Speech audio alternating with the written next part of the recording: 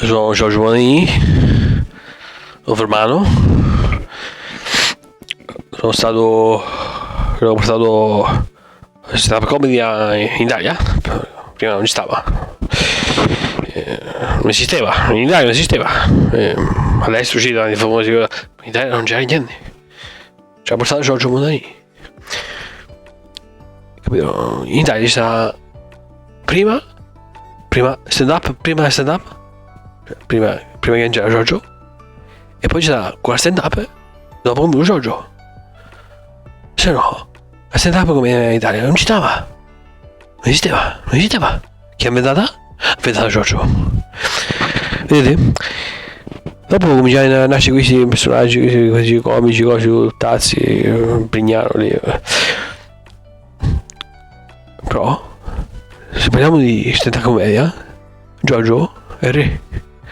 Gli altri fanno schifo, magari. Cioè, vedete? Mi fai un gin tonic? Gin tonic. Quando ho cominciato a fare stand-up commedia, facevo sui locali. Prima era 2-3 persone, poi piano piano mucchiare 5, 6, 10, e poi sui domandi.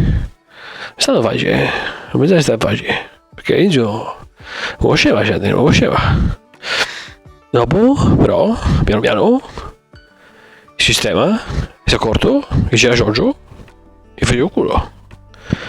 Io su televisione e piccio sopra. A me i business a televisione non mi ci visti, capito?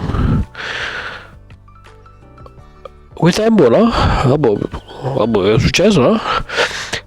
Mi ha chiamato ieri, la trasmissione dopo faceva ieri, e tu Giorgio, io vengo, ma faccio come dico io. C'era spettatori lì, un lago dei morti. Ho fatto una puntata, poi non mi ha chiamato più. Cioè, prima mi chiamate voi, la trasmissione di ieri, fa una puntata, lì un lago dei morti, e gli altri non potevano fare niente, cioè. Poi è andato via. Questo dimostra che Giorgio c'ha una mentalità che sta troppo avanti, non ha capito questi, non ha capito. Fa la battuta, non la capisce, non ride, perché sì. Però Giorgio, ricordate, è stato il numero uno, quello che ha portato stand-up comedy in Italia. Se no non c'era. Vignano fa spettacoli di merda, Vignano. Cioè, se mi dicesse a me lo premio per mio satirico, io non lo riderei. Non mi disse perché tanto non me lo dà. Poi perché la Vignano, quindi non lo voglio. E poi la satira è bandita, è sottocutanea, la satira è rivoluzionaria.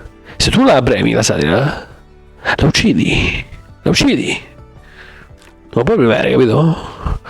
Infatti il premio non è che tu devi dare i potenti, il premio sono le persone che vengono a guardare lo spettacolo e pagano perché credono quello che dici.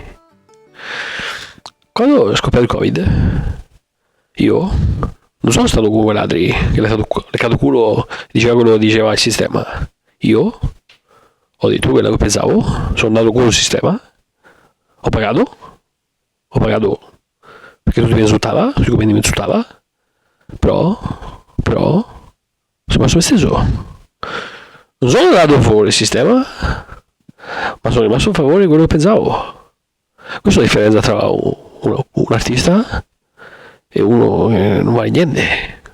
Questi comici stanno oggi fanno schifo. Perché fanno schifo? Perché si vanno, mette in piedi in destra del sistema. Io sono Giorgio Bonini, io biscio in destra solo a questi, La televisione biscio in destra. Perché io sono re, Giorgio è il re. Ho portato io stand-up comedy, non esisteva.